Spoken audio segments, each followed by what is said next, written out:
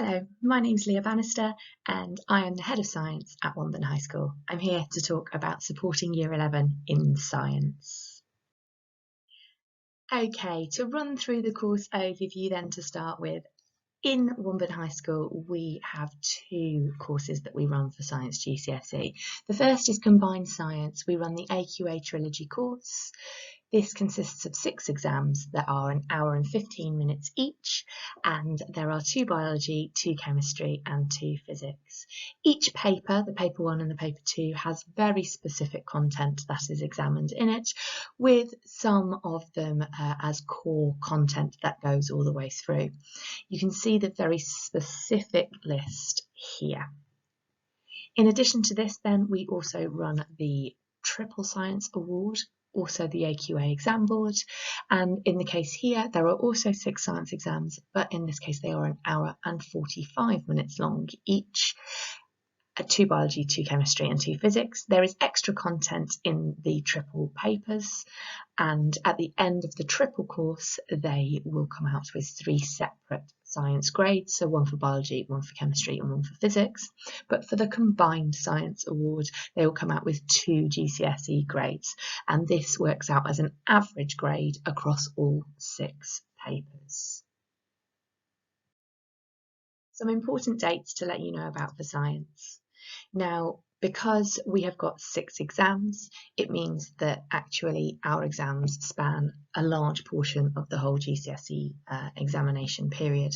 So our exams start on the 9th of June and they end on the 2nd of July. Now this is normal exam times. These haven't been changed much at all.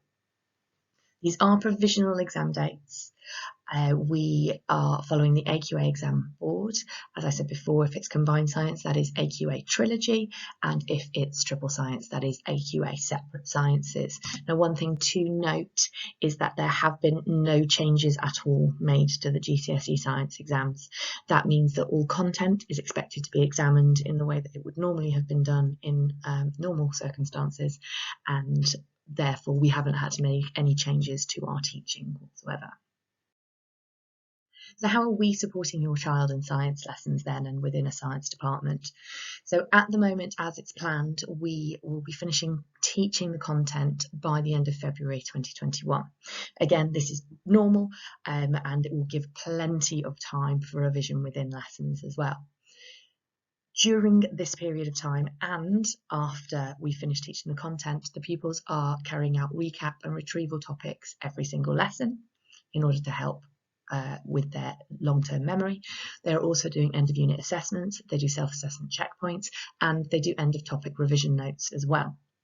Pupils will be given knowledge organisers and checklists for each topic covered. Now these were given previously, but we will, as we go along with revision, give those out again as we go along. Revision packs will also be given to pupils after the Christmas break, so that will be when they've had the majority of their content taught. We'll give those out to each pupil to give them an idea of checklists and revision tools and guidance and some practice exam papers, that kind of thing, to help them along the way. We are holding revision sessions and we will be doing more of those, and that will be taking place with individual class teachers and within our department, and those are going to be focused on areas of difficulties that we found upon analysis from the mock exams that we've just carried out. We will be doing paper 1 and paper 2 of preparation for each subject, so biology, chemistry and physics, and we'll make this very specific in our revision sessions as well and during lessons. We'll be doing exam skill development, which a lot of that involves modelling within lessons, so looking at ideal answers, making sure pupils are as happy as they possibly can be with exam terminology, ensuring that they are able to answer those exam questions. And we do that as an extension for homework as well. In addition to that, we will have several sets of mock exams. As mentioned before, there are 6 exams total for science, so they do need a lot of practice to make sure that they are up to speed with everything. They have just done a set of paper 1 exams in autumn. They will be doing another set just before Christmas, and then they'll do some paper 2 exams after Christmas as well. on to ways to support your children at home. So there are a number of ways that you can support your children at home, all of which I'm sure you're doing, but just to give you an idea of the kind of things that help, especially with science, helping our pupils to produce revision resources is really useful. They can do that in a manner of different ways. I often ask pupils to make posters or indeed flashcards where there's a question on one side and a very specified answer on the other. They can use their exam revision guides, they can use their exercise books, they can use lots of things to help structure that and put those together, and then that can form a nice interactive tool at home where you can ask a question and then the answers are on the back, which makes it very specific and helps them. Please also check that homework is being carried out by the pupils, and also to encourage that as well if they're struggling with anything, to encourage any dialogue between them and the teacher. Encourage children to look over DIRT tasks. Now, DIRT tasks are given to pupils every time they carry out an end of unit assessment, anytime they carry out a mock. This is something that they are very used to doing within science lessons, but may not be something that they've spoken about at home. So we have DIRT sheets, directed improvement and reflection time sheets. And what they do is they break down the questions and the question topics in an end of unit assessment, or indeed a mock. And then the pupils look at how many marks were available for that and then give them their own marks. And then they can red, amber, green how they have done with that particular question. If they are red or amber with that particular question, then there is a follow-on task that they can look at to help them develop the skills needed to help build on what their subject knowledge, their exam application, that kind of thing, to help strengthen their understanding and to help them next time to progress further.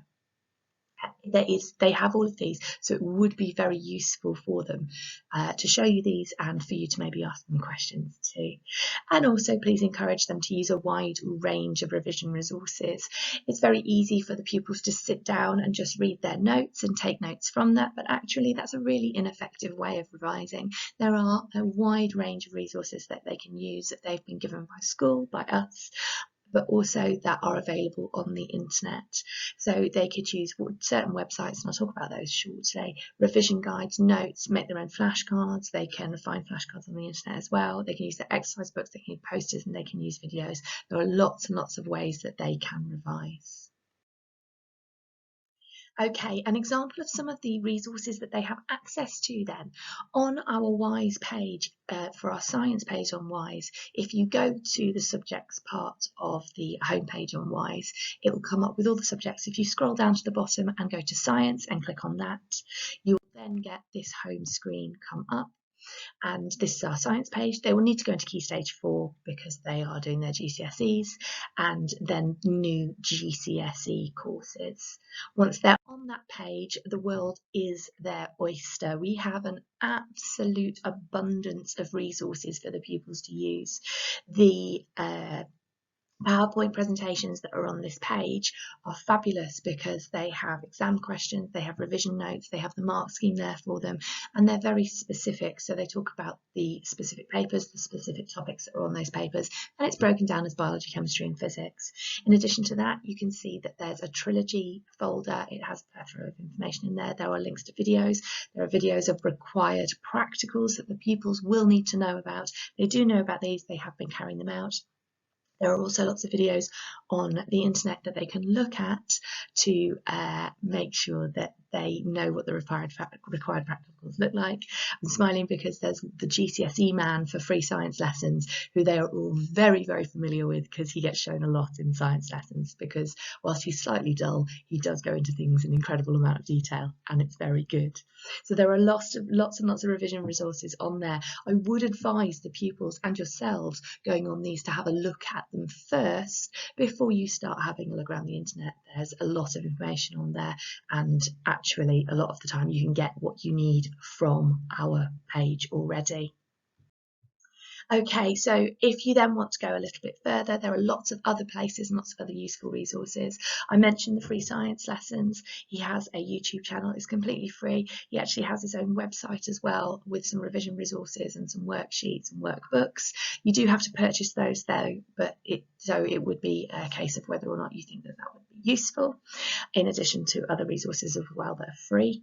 There is mygcsescience.com, which also has a plethora of resources too. There are loads of quizzes, there's loads of interactive guides, there are ways to help you to revise. It's brilliant, and you don't have to sign up for it in order to get the resources as well. There's plenty of free stuff on there too. BBC Bite Size is actually fantastic for science. It has all of the notes, all of the content. It breaks it down into each of the individual topics and also gives everything that you could possibly need.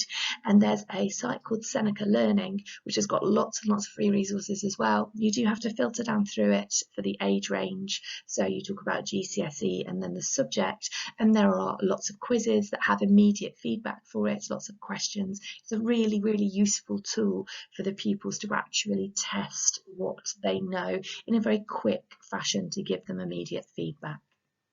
I hope this has all been helpful to you, but as always, if you have any questions or any queries or want anything else from us, please do get in touch with either myself or your child's science teacher, and we will help out in any way that we possibly can. Okay, do take care. Thank you very much.